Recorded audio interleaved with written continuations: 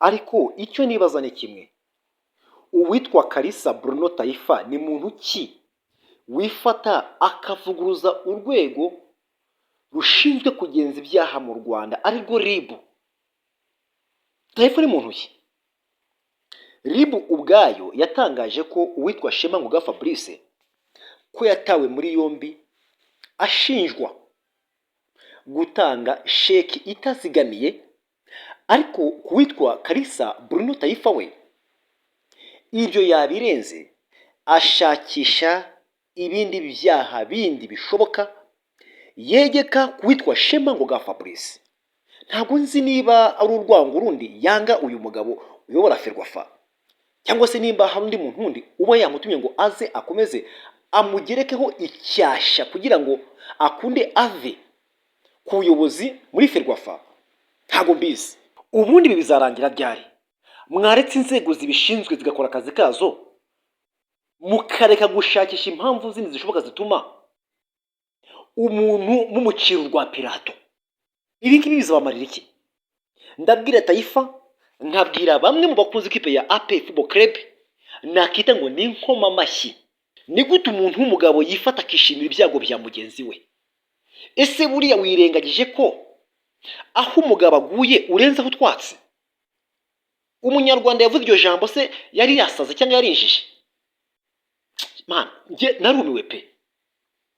Wumve neza, noneho hari umuntu uri kurengera akavuga ngo ibi byose Shema yazize ngo ni ukubera Rayon Sport, ngo yaratonesheje abareyo, ngo abarego ku ngoma ya Shema Fabrice ngo babaye kiraha nikubite, ngo barataka agatabara bwangu, ngo ariko inde kipe yagerwaho aho kugira ngo ifashwe nk'uko Rayon Sport ifashwa, akazana umuhina agakubita kinubi nyamukandagira mu kibuga cya Simitutu, ngo ibibazo bikavuka. Kweri APR yarakandamijwe. Yakandamijwe gute? Shema Ngoga Fabrice niwe wavuze ngo mutsindwe bitanu muri Sekafa? Niwe se yavuze ngo musebye umukuru w'igihugu ari muri stade? Ariko mwagiye mureka gushakira ibibazo aho bitari, mugakora ibibareba, ibitabareba mukabirikira aho bireba bakabikemura. Byabatwara iki?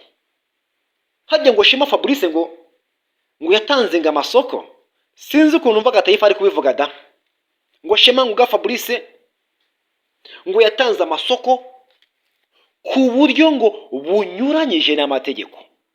Ngo hari company yitwa Annelise, Hadija ndetse na Kelly, ngo ni company y'abantu batatu, ngo ubwayo ngo muri cya gihe kirushanwa bya FIFA series ryabere hano mu Rwanda, ngo FIFA yari amafaranga yohereje arenga miliyoni 300.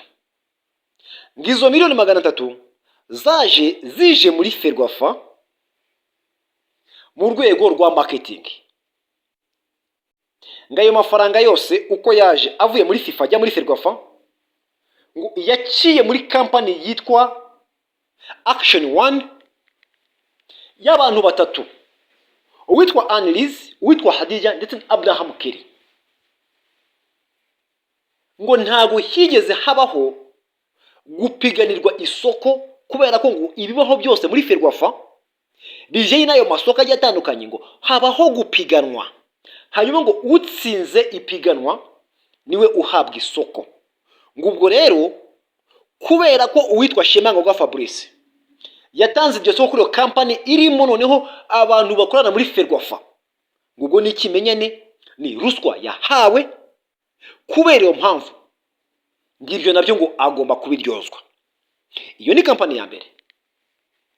Company ya kabiri ni company y'uwitwa G Franco. Iyo company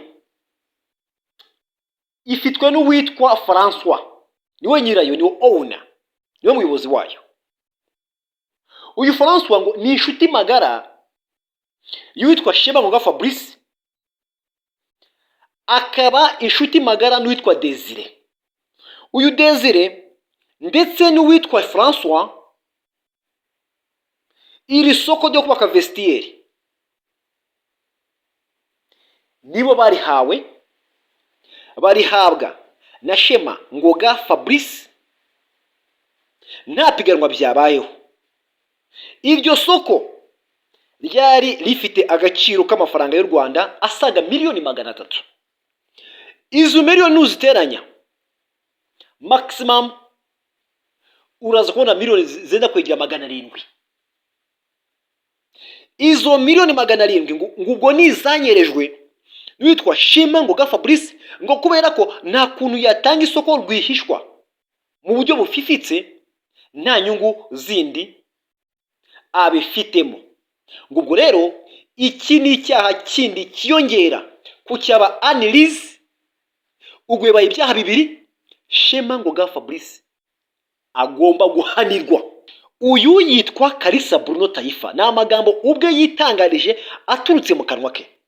Noneho wumve aho abantu bashaka gutaba abandi mu nama no kongera ibyaha birenze ibyaha.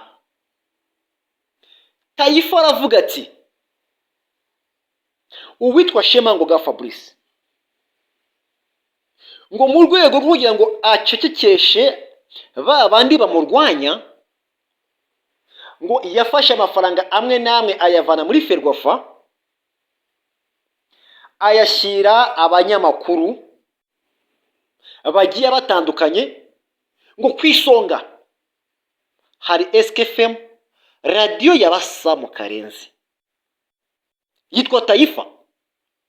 Ngo niyo mpamvu basa mu Karenzi batajya bamenasa uwitwa Shema Ngoga Fabrice, ngo akabaye kose muri Ferwafa, ngo basa mu Karenzi bagashaka kukavaringa, ndetse hajya nuvuga nabi Shema Fabrice ngo basa mu bakazira hejuru nk'agatera, bakaza nk'igisiga baza gukavaringa Ferwafa. Ngo Ferwafa yashyize kuri payroll abakozi basa mu Karenzi, ngo kugira ngo ntibazajye bavuga ibibi byose bikorerwa muri Ferwafa. Nanjye nkibaza ko turi hano mu gihugu, umupira w'inyarugenge tukaba tukurikira umunsi ku munsi, ibivugwa byose tukaba tubizi, ibindi tubibona. Ni ryari twigeze twumva ko Shema Ngoga Fabrice ahari abanyamakuru ahemba bitavuzwe na Taifa? Uyu Taifa ni iki ku buryo akomeza kugenda agaragaza abantu hagati? Taifa ni iki? Ni urukundo akunda igihugu? Ese ni urukundo akunda ikipe ya APR Football Club, dore ko ariyo usanga kenshi na kenshi aba aza mu nyungu zayo? Ese ni umuntu wamutumye ngo aze agonganisha abantu n'abandi? Ibyo ntabyo nzi. Ibyo byose rero iyo ubifashe ukabikombinira hamwe usanga bibyaye ibyaha biremereye cyane. Icyaha cya mbere ni ugutanga amasoko ku buryo bufifitse. Icyaha cya kabiri ni ugufata abakozi b'igitangazamakuru kimwe ukabashyira kuri payroll ukajya ubahemba, ngo hari umunyamakuru ngo ushinzwe kubashyira ayo mafaranga ya buri kwezi. Aho byumvikanishe ko ari ruswa uwitwa Shema Ngoga Fabrice yatangaga ku banyamakuru kugira ngo bakunde bakavaringe ibi byose bibera muri Ferwafa. Icyo ni icyaha cya kabiri. Icyaha cya gatatu ni iki cyo gutanga sheki ngo itazigamiye. Icyaha cya kane ni icyaha kijyanye no kunyereza amafaranga yo mu nzu ya Ferwafa. Yitwa Kalisa Bruno Taifa.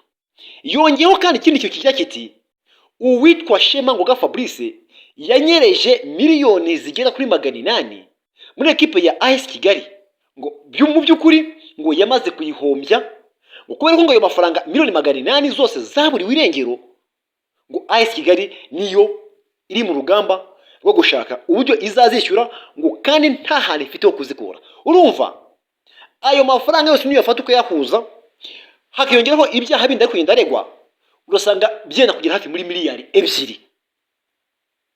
Wari Taifa ndibaza kweri uku gutemera h'umuntu itaka Taifa koko bizamumarira iki? Waretse inzego za leta ko zihari zishinzwe kugenza ibyo byaha zigakora akazi kazo, ukareka kwivanga mu kazi katari akawe. tayifa nawe ubwo mbona igihe kigeze ngo ukurikiranwe, kubera ko nturebe ngo uraho muri Amerika ugire ngo uraho abantu batagera, aho uri nta muntu utahagera. Dufite inzego za leta zikora zishinzwe kugenza ibyaha. Nutarekera ibintu nk'ibi ngibi byo gutaba abantu mu nama ubatemeraho itaka, sha umusibo n'ejo bundi isi kakota. Reka nigendere.